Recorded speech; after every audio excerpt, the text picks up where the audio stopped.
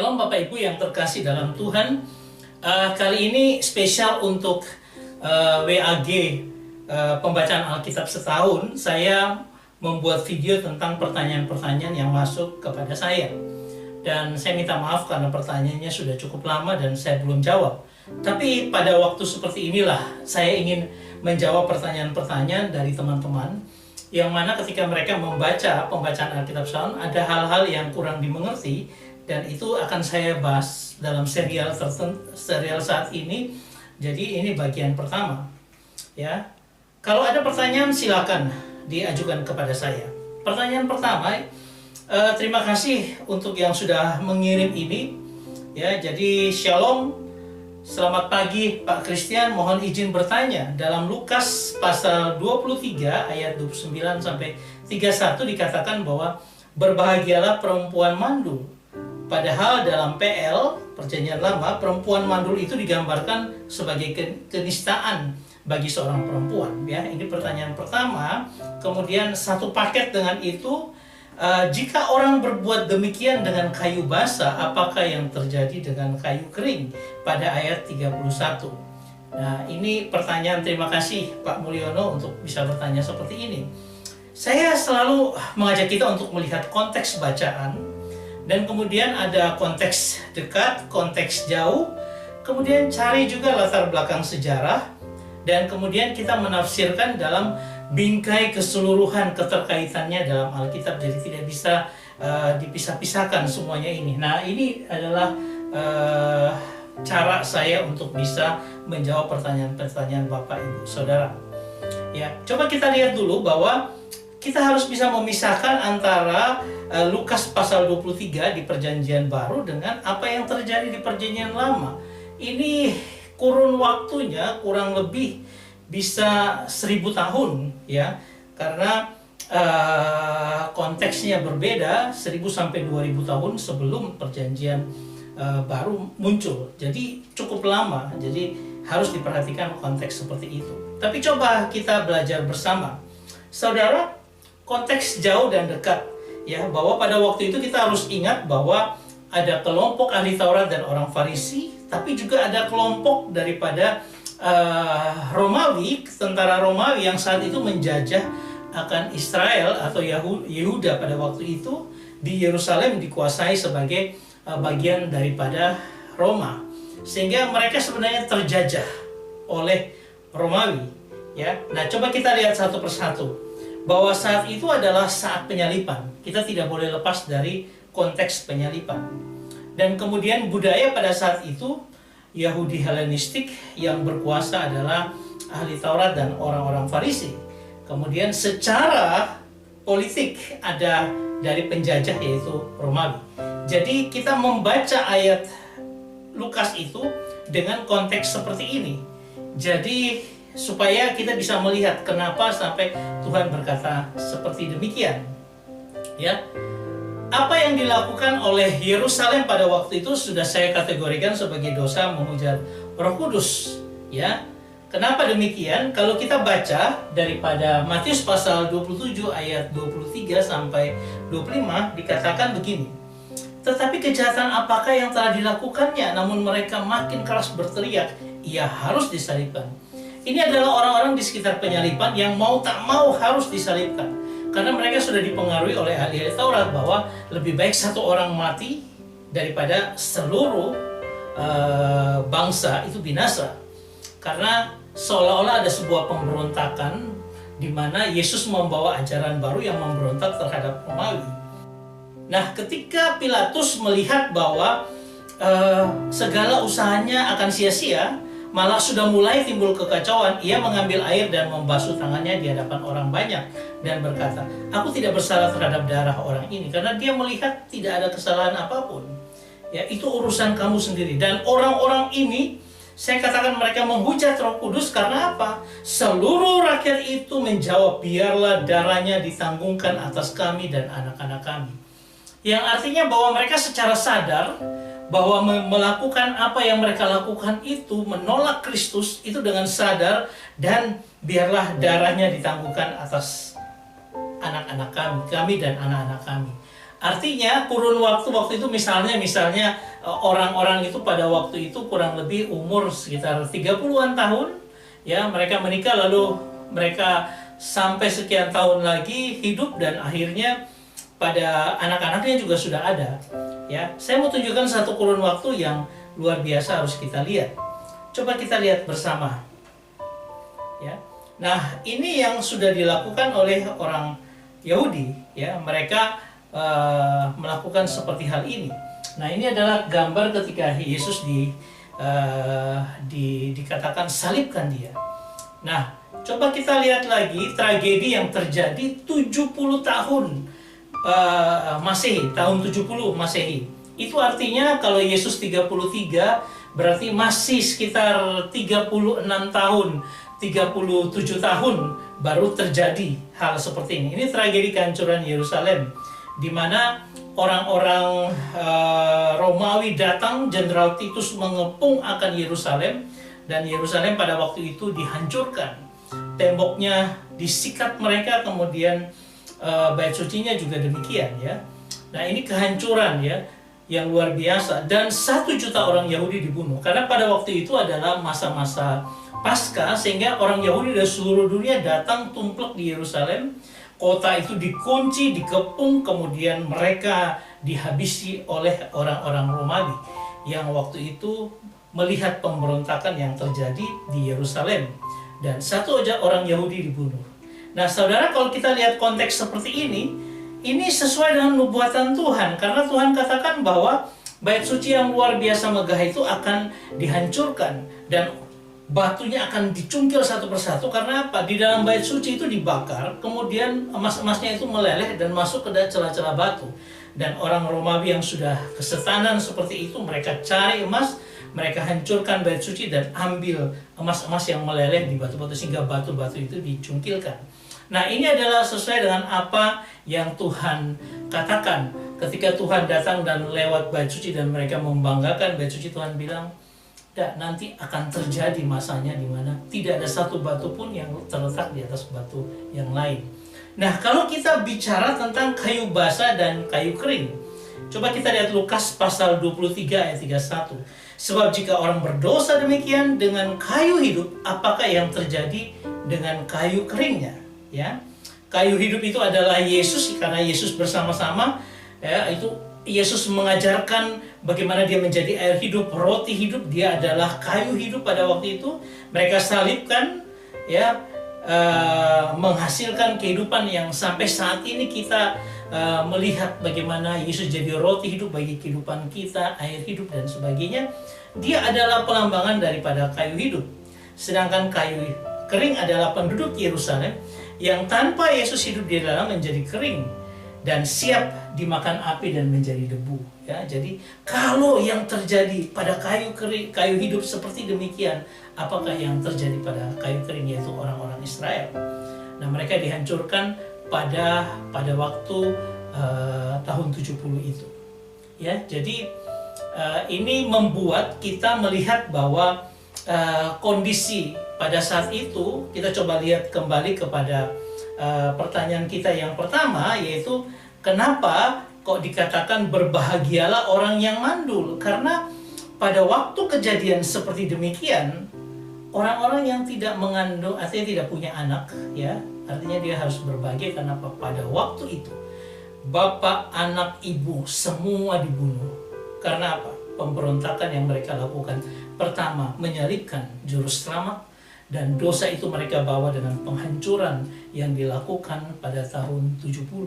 Jadi orang mandul waktu itu karena dia tidak punya anak berbahagia. Karena kalau dia punya anak akan terjadi penghancuran besar-besaran dan anaknya itu akan habis. Seluruh kehidupan keluarga itu akan habis. Karena apa? Ya, mereka sudah menista akan Tuhan Yesus, ya. Nah, jadi kita bisa melihat konteksnya. Konteksnya adalah perjanjian lama. Oh iya, benar bahwa kenistaan itu bagi seorang perempuan mandul. Tetapi pada konteks perjanjian di dekatnya adalah ketika orang ibu yang harus melahirkan, dia harus melihat anak, suami dan sebagainya hancur seperti itu. Itu yang menjadi concern kita bahwa berbahagialah perempuan yang mandul itu. Oke, kita lihat lagi pada bagian pertanyaan yang kedua. Ya. Oke, kita coba lihat pertanyaan yang kedua. Pertanyaan kedua, selamat pagi Pak Christian, mohon bertanya, dalam kitab 1 Korintus 11 ayat 10 sampai 15, Rasul Paulus menyatakan bahwa perempuan harus memakai kerudung saat berdoa atau menghadap Tuhan. Bagaimana dengan GPIB yang notabene kekristenan berasal dari Eropa sehingga tidak memakai kerudung? Terima kasih atas penjelasannya. Mohon maaf saya baru sekarang menjawab, sudah lama pertanyaan ini. Kita coba lihat lagi konteks bacaan pada saat itu. Saya contohkan, ini adalah Ibu Rita Wahyu. Dia biasa tanpa kerudung seperti itu, tapi dia biasa kalau ada acara-acara seni dia memakai kerudung. Dalam konteks zaman sekarang, ya, dia pakai kerudung seperti ini. Nah, sebenarnya apa yang terjadi ketika kita melihat daripada pembacaan kita? Ya, pada pasal 11 ayat 3, ya, dikatakan kepala perempuan itu adalah laki-laki dan kepala laki adalah Yesus. Jadi Paulus mau menekankan sebenarnya perempuan harus tunduk pada otoritas laki-laki pada zaman itu, pada konteks dekatnya. Kemudian laki-laki itu menyinarkan gambaran Allah. Kemudian laki-laki dan perempuan itu dari Allah. Ya, jadi sebenarnya kasus masalah kerudung seperti ini itu kita lihat dari konteks budayanya. Jika seorang perempuan pada waktu itu keluar rumah tanpa kerudung, zaman itu ya, artinya perempuan itu belum menjadi milik siapapun atau tersedia bagi siapapun. Jadi kita kalau melihat hal ini, kita oh pada zaman itu sudah kebiasaan lazimnya kalau perempuan tanpa kerudung itu otomatis dia tersedia bagi siapapun. Sehingga apa? Sehingga kita harus memandang bahwa pelarangan perempuan tidak menggunakan kerudung di dalam acara-acara seremonial seperti itu adalah supaya apa? Untuk menunjukkan bahwa dia adalah wanita terhormat, bukan wanita gampangan. Ya. Nah, kalau seorang laki-laki berambut pendek, ya, seperti dikatakan di dalam pembacaan itu, bahwa itu merupakan sebenarnya pada waktu itu kebiasaan orang paganisme adalah pria-pria muda itu dipotong rambutnya pendek sekali untuk dipersembahkan bagi para dewa. Ini khususnya terjadi pada penyembahan pada dewa-dewa di Efesus, di mana yang lain, yang di mana ada pelacuran bakti. Ya, sehingga seorang pria kalau dia rambutnya pendek, ya, itu otomatis dikonotasikan pada zaman itu menjadi sebenarnya pria-pria persembahan kepada para dewa. Ini konteks budaya yang bisa kita lihat, ya. Sehingga ketika Paulus menyatakan bahwa wanita harus berkerudung, itu bukan dalam pengertian bahwa tidak boleh berkerudung pada zaman sekarang. Kita salah, bukan. Tapi lihat konteksnya, bahwa wanita berkerudung itu memang wanita terhormat pada zaman itu, sehingga dia bisa bicara di depan umum. Tapi kalau dia tidak memakai kerudung, itu dianggap dia tidak boleh berbicara di depan. Berbeda dengan sekarang, semua serba bisa. Ya, oke, kita coba lihat pertanyaan yang ketiga. Pertanyaan yang ketiga ini dari seorang teman saya, ya, Ibu Evi. Dia katakan gini, Shalom, selamat pagi Pak Chris. Saya baca Alkitab setahun habis di pertengahan tahun ini karena saya baca cuma satu hari, satu pasal, dan sekarang mulai lagi dari Kejadian, ya, terserah cara bacanya bagaimana. Nah, saya baca ada yang kurang dapat saya pahami, mohon bertanya, yaitu dari Kejadian pasal 32 ayat 22 sampai 32. Itu mengenai pergumulan Yakub dengan Allah yang ingin saya tanyakan di ayat 24. Lalu tinggallah Yakub seorang diri dan seorang laki-laki bergurau dengan dia sampai fajar. Ayat 25, ketika orang itu melihat bahwa ia tidak dapat mengalahkannya, ia memukul sendi paha Yakub sehingga pangkal paha itu terpelecok ketika ia bergulat dengan orang itu. Lalu kata orang itu, biarkanlah aku pergi, karena fajar telah menyingsing. Sahut Yakub, aku tidak akan membiarkan engkau pergi jika engkau tidak memberkati aku. Dan disambung, yang membuat saya bingung dengan ayat ini, mengapa dan apa masalahnya Yakub harus bergulat bertarung dengan laki-laki itu sampai begitu lama. bahkan dikatakan sampai fajar menyingsing, ya. Di ayat 25 dikatakan bahwa orang itu ia tidak dapat mengalahkannya. Ia memukul sendi pangkal Yakub sehingga sendi pangkal Yakub itu terpelecok. Mengapa orang itu tidak dapat mengalahkan Yakub? Bahkan Yakub tidak membiarkan orang itu pergi. Jika engkau tidak memberkati aku. Ada lagi yang dikatakan pada ayat 28, sebab engkau telah bergumul dengan Allah dan manusia dan engkau menang. Ayat tersebut pernah diulas, saya pernah ulas ya dalam PAS awal tahun. Yakub diberkati dengan kakinya yang pincang sehingga saat ia bertemu dengan Esau menjadi belas kasihan. Bagaimana dengan pertanyaan saya lainnya? Mohon pencerahan. Terima kasih, Tuhan Yesus memberkati. Ya, nah ini pertanyaan yang kedua, bagaimana konteks masalah dengan Yakub? Ya, coba kita lihat konteksnya. Konteks sosial budaya dan agama ini adalah sebuah tipologi, istilahnya seperti itu, istilah teologi. Kenapa? Itu adalah bentuk daripada pekerjaan yang dikerjakan oleh pribadi kedua, anak Allah, sebelum ada inkarnasi. Jadi pada zaman dulu, zaman perjanjian lama, Allah sudah bergumul dengan manusia. Dia datang dan menampakkan dirinya kepada manusia melalui tipologi. Istilah teologianya seperti itu. Jadi tipe daripada Kristus.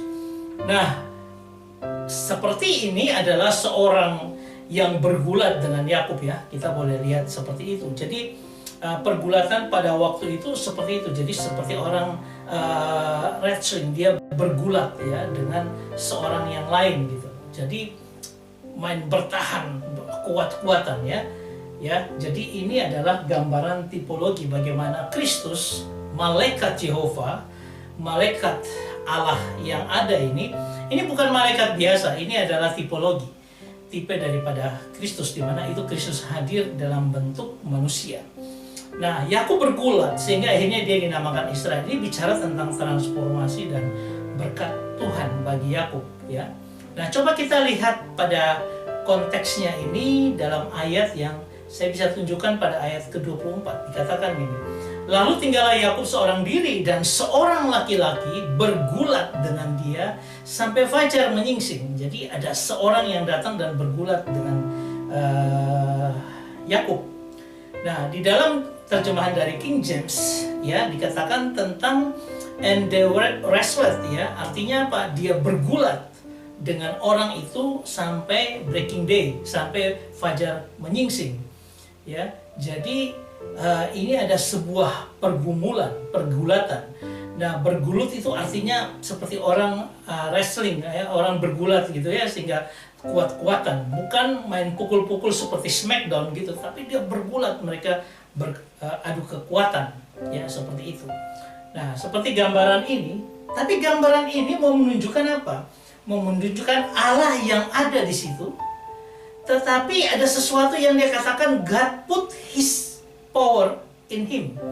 Jadi Yakub ini bukan seorang diri dengan kekuatannya, tetapi sebenarnya Allah yang ada saat itu juga memberikan kekuatan kepada Yakub untuk bisa bergulat dengan dia. Ya, jadi Allah menunjukkan powernya bergulat, tapi juga Allah put his power in him, ya, di dalam diri Yakub. Sehingga nah ini mau menggambarkan tentang pergumulan hidup kita, ya, bagaimana kita mau bergulat dengan Allah, kita tidak bisa menang. Tapi kalau Tuhan berikan kita kekuatan dalam setiap pergulatan hidup kita, kita bisa menjadi seorang pemenang. Nanti akan kita lihat apa artinya, ya. Nah, ketika kita bertanya siapa yang menang, saya mau katakan bahwa di dalam ayat yang ke-25 dikatakan, ketika orang itu melihat bahwa ia tidak dapat mengalahkannya, ia memukul sendi pangkal paha Yakub sehingga sendi pangkal paha itu terpelecok ketika ia bergulat dengan orang itu. Jadi di sini mau dikatakan Allah yang menang. Karena apa? Allah berhasil membuat Daud pangkal pahanya terpelecok. Itu berarti dia yang menang sebenarnya. Tetapi bukannya Yakub kalah, tapi Yakub tidak kalah. Allah yang menang, tapi Yakub tidak kalah. Ya, ini luar biasa. Ini menunjukkan gambaran pergumulan. Ketika kita bergumul dengan segala sesuatu dan kita tahu bahwa setiap pergumulan kita pun datangnya dari Allah, ya, di mana Dia memberikan kita itu supaya kita kuat, tetapi dia put his power in him. Artinya apa? Dia memberikan kita kekuatan untuk melawan pergumulan itu. Berarti apa? Allah pasti menang karena tujuan, karena kehendaknya pasti terjadi dalam diri kita masing-masing. Tetapi kita juga tidak kalah dalam pengertian kita tetap bertahan. Coba lihat, kata-katanya luar biasa. Ya, ketika ayat 28 dikatakan, lalu kata orang itu, namamu tidak akan lagi disebut Yakub tetapi Israel, sebab engkau telah bergumul melawan Allah dan manusia dan engkau menang. Ya, jangan berkata bahwa menang di sini lalu akhirnya kita bilang oh berarti Allah yang kalah. Tidak. Ya. Kata bergumul itu artinya bertanding, bertahan, bersaing. Artinya apa? Kita masuk dalam pergulatan hidup dengan Tuhan. Di mana apa? Di situ kita harus bertanding, karena ingat pertandingan itu diberikan untuk kita, yaitu untuk apa? Untuk meraih mahkota kehidupan. Kita harus bertahan dan kita harus bersaing dengan Tuhan dalam pengertian aku punya kekuatan. Tuhan taruh kekuatan untuk apa? Saya bergumul melawan segala sesuatu pergumulan hidup. Dan kata menang di sini, dan engkau bergumul melawan Allah dan manusia, artinya apa? Pergulatan antara bagaimana kehendak Allah dalam hidup kita dan bagaimana kita sendiri mau punya kehendak. Disitulah Tuhan bergumul dengan kita, dan Tuhan pasti menang karena kehendaknya pasti jadi dalam hidup kita. Kita yang nanti akan mengakui, oh ya Tuhan, engkau benar, aku mengakui itu. Tapi kita punya pergulatan, kita punya pertandingan yang kita kerjakan dalam Tuhan. Dan dikatakan dan engkau menang. Kata menang di sini prevail artinya apa? Engkau mampu bertahan mengatasi pergulatan itu dan kau punya kekuatan untuk bertahan. Ingat bahwa saya sudah mengajarkan Tuhan selalu punya dua sisi. Satu, kita strengthen, dikuatkan dari dalam, dan satu have power. Kenapa? Kita punya kekuatan untuk melawan itu. Ya, sehingga kita keluar dari setiap pergumulan yang Tuhan berikan. Ini luar biasa. Kalau saya tunjukkan dalam dalam Bible Hub dikatakan seperti ini. Ya, Vayomer lo Yaakov ye amer of Simka. Ki im Yisrael ki sarita im Elohim ve'im naasim fatukal. Jadi kita kalau melihat ya, you have struggle, di sini dikatakan kau bergulat, bergumul melawan Allah. Ini artinya kita bertanding dan bertahan dan bersaing. Kata-kata sarita itu, ya. Tapi kalau dikatakan and have prevailed, ya artinya apa? Kamu mampu bertahan, mengatasi dan mempunyai kekuatan. Bukan menang dalam pengertian aku menang, aku mengalahkan akan Tuhan, bukan mengalahkan, bukan, tetapi aku mampu bertahan. Itu artinya juga menang, mengatasi pergulatan hidup, dan aku punya kekuatan karena Tuhan yang memberikan kekuatannya dalam kehidupan kita, sehingga boleh katakan ya kita menang. Tapi bukan karena kita menang lalu Allah kalah, tidak, tetapi kita menang karena kita bertahan dalam konteks Yakub pada saat ini. Ya, kita boleh melihat bahwa Tuhan sebenarnya sedang menggambarkan bagaimana harusnya kita bergumul. Allah tetap menang dengan rencananya, tapi Dia memberikan power kepada kita supaya ketika kita mengalami pergumulan itu, kita bisa satu dikuatkan dari dalam, tapi juga kita have power untuk keluar, untuk mengalahkan situasi seperti itu. Yakub dia punya have power untuk apa? Untuk dia tetap kuat untuk apa? Menghadap kakaknya, dan Tuhan memberikan kekuatan yang luar biasa dan mempengaruhi Esau, dan dia katakan bahwa dia bersama dengan Esau sudah berbaikan. Saya rasa ini yang bisa saya sampaikan. Tuhan Yesus memberkati kita semua. Amin.